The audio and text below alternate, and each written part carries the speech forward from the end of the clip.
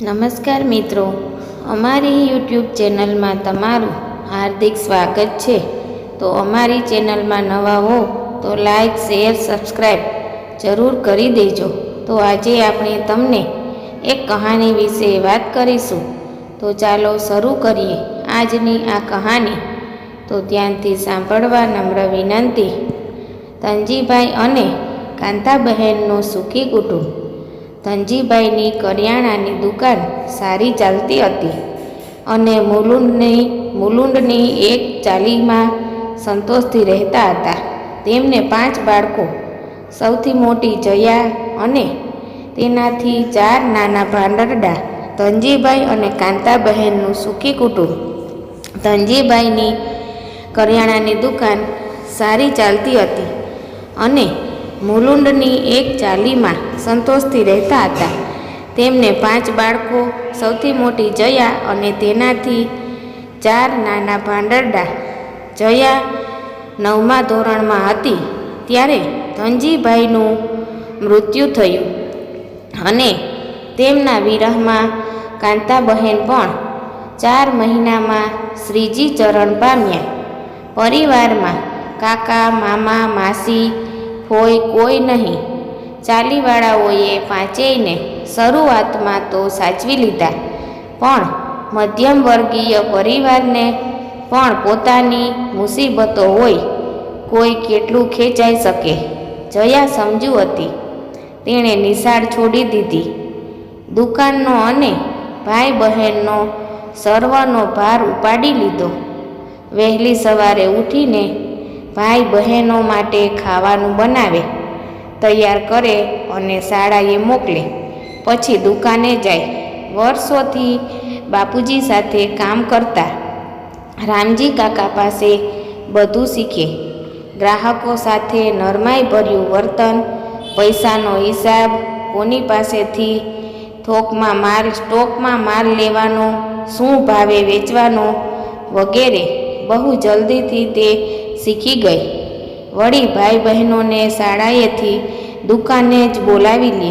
ત્યાં જ દૂધ નાસ્તો કરાવે, ભણવા બેસાડે અને સાંજે દુકાને વધાવી બધા સાથે જ ઘરે જાય.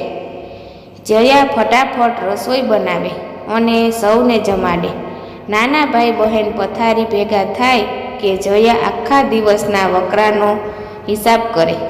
આટલી નાની છોકરીને કુનેહપૂર્વક દુકાન અને ભાઈ બહેનોને સંભાળતી જોઈને ગ્રાહકોને તેના પર ઘણું માન થતું અને વધુ ને વધુ લોકો અહીંથી ખરીદી કરતા. જયા હવે કરિયાણાની સાથે સાથે જે બહેનો ગૃહ ઉદ્યોગ ચલાવતી તેમની પાસેથી સૂકા નાસ્તા લઈને દુકાનમાં વેચતી. એથી તેને પણ સારો એવો વકરો થતો અને તેઓ સૌ જયાને ખૂબ આશીર્વાદ આપતી.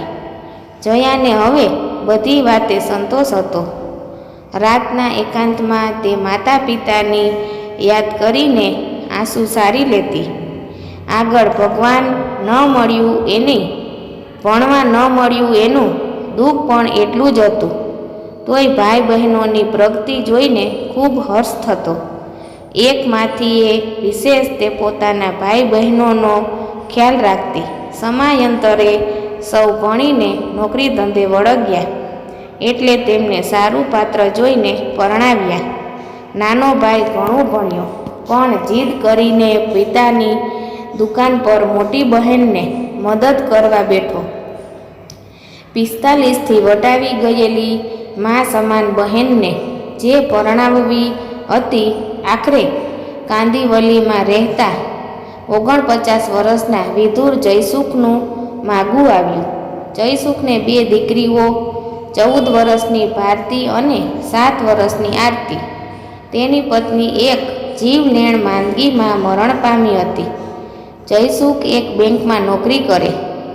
પત્નીના મૃત્યુ બાદ દીકરીઓને સાચવવાની સમસ્યા ઊભી થઈ. એક જ નાતના હોવાથી જયાની વાત કોઈ લાવ્યું. મુલાકાત થઈ, વાતચીત થઈ અને બંને પક્ષની સંમતિથી સાદાઈથી લગ્ન લેવાયા. જયા સગી જનેતાની જેમ બંને દીકરીઓને સાચવવા મથતી, પણ મોટી ભારતી કોઈ કાળે આ સાવકી માને સ્વીકારી નહોતી શકતી.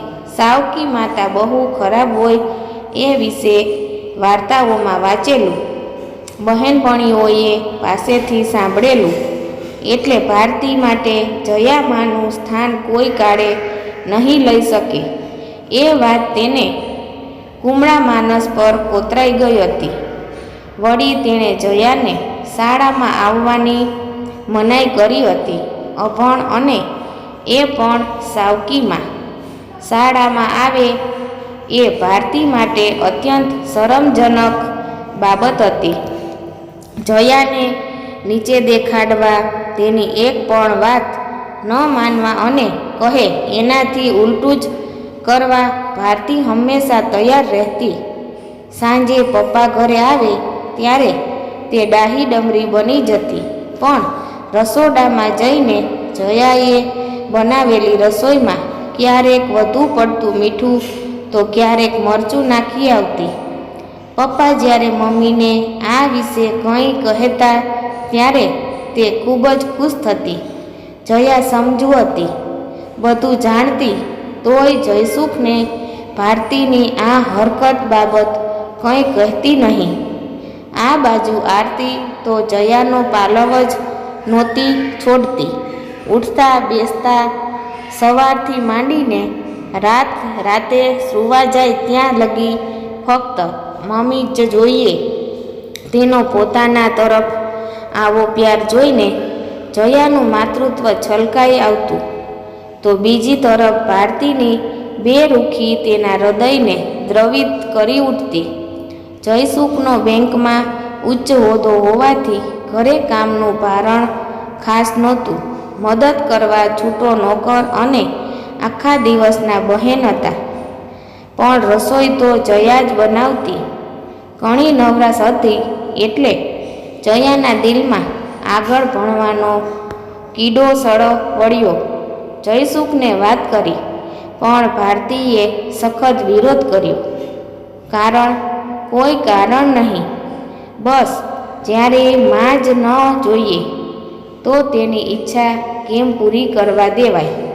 જો કે ભારતીને નાદાન ગણીને કોઈએ તેના વિરોધને ગણકાર્યો નહીં અને જયાની આગળ ભણવાની ધગશ જોઈને જયસુખ અને જયાના ભાઈ ભાભી, બહેન બનેવી બધાએ તેને ખૂબ જ પ્રોત્સાહિત કરી. રવિવારની રજા જયસુખ તેને વિવિધ વિષયો શીખવતો અને 10મા ધોરણ માટે તૈયાર કરતો. બાકીના દિવસોમાં તેને યુટ્યુબ જોઈને શીખવા કહેતો. પૂરી લગનથી જયા બધા વિષયો ભણતી. કહોને કે પરીક્ષા માટે તે 100% તૈયાર હતી.